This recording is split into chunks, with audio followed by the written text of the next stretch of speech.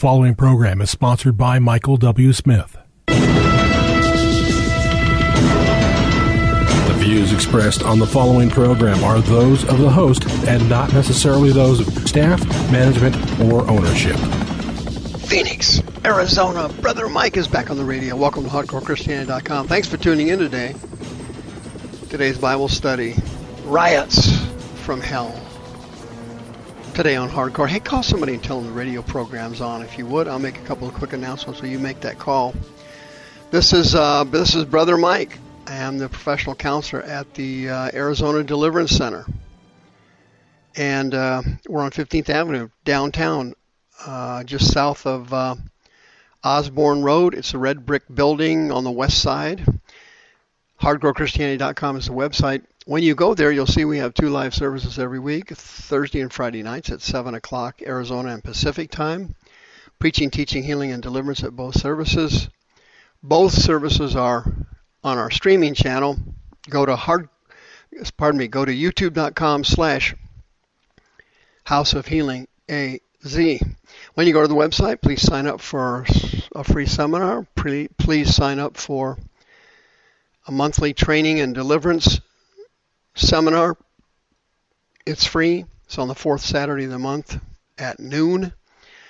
If you need a religious exemption to get away from the upcoming new vaccine for the new virus they're going to create for this November, send me an email, mike@hardcorechristianity.com. I will send you a religious exemption form.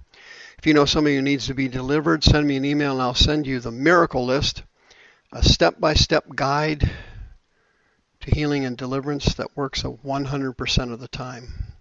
Please remember, Wednesday night at 6 p.m. Pacific and Arizona time is our Zoom broadcast.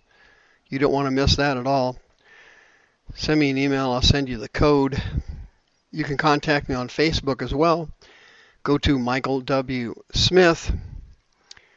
And please remember to hit the PayPal button when you go to the website and send us another donation. Thank you for supporting us for the last 20 years.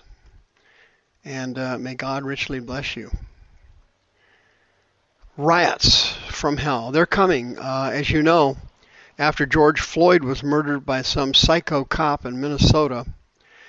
$2 billion and over 500 riots occurred in the United States. Most of them were in Democrat cities.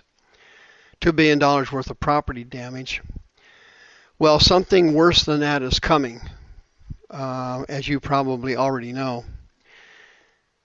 Early May, I think it was the first week of May, somebody at the Supreme Court leaked that draft on Roe v. Wade. Well, that started to set off a preliminary riot scenario. It's already started, but it's not anywhere near what it's going to end up being. The devil is going to take this one out of our hide huge. Since that thing got leaked, 41 separate incidents of violent attacks against churches, pro-life organizations, and pro-life property have occurred across the United States. In addition, there's been 9 other documentations of physical violence against pro-life advocates, people, threats of violence against churches, illegal disruptions of church services, all kinds of weird stuff going on. 2 or 3 women stripped down to their underwear in a Joel Osteen service recently screaming about abortion. Abortion is the mother lode of Satan's vast army. That is the one subject he will not tolerate losing. He will not tolerate it. He used the George Floyd thing, but that wasn't his keeper. Abortion is his big baby. And he will do anything and make you pay any price if you eliminate it. And that's what it looks like the Supreme Court's going to do. And again, it's a legal issue. It has nothing to do with canceling abortion or anything like that. Unfortunately, abortion will still be legal in the United States, and they'll still be killing hundreds of thousands of babies per year. There's no question about it. Nothing's really going to change, but the geographics of it will. there's been all kinds of things happening. For example, the U.S. Conference of Catholic Bishops just released a report, like a week ago, and they have documented 139 incidents across 35 states and the District of Columbia against Catholic churches, Catholic organizations, and the damages included arson, beheading statues, cutting limbs off statues, smashing property, spray painting churches, spray painting gravestones, swastikas on Catholic churches, all kinds of other destruction, severe vandalism. 139 incidents. They just documented it like a week ago. It came out in the report. And one of the main problems is that the Southern Poverty Law Center, the SPLC, they're part of it. They have a hate map on their website, and they never took it down. The reason they don't take it down is because it's fully supported by some Republicans and the entire Democrat Party. And in that hate map, it's got the addresses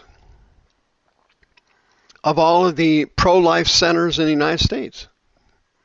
It's got the locations of the pro-life Catholic churches that provide social services for expectant mothers. It's got the addresses of outspoken pro-life advocates, because the Southern Poverty Law Center wants people to go to them and arson the place, vandalize the place, kill if you have to. Just recently, a white male, I think he was in his 20s, got Justice Kavanaugh's address off of the SPLC's hate map website and went there to assassinate him. And incredulously, nobody spoke out against it on the Democrat Party. Nobody spoke out against it in Congress. Nothing happened. Nothing has still happened. This happened, 3 weeks ago? They haven't done one thing about it. There's nothing going on about it because they want one of the justices to be murdered. That was their goal. Somebody probably sent him there, if the truth were known.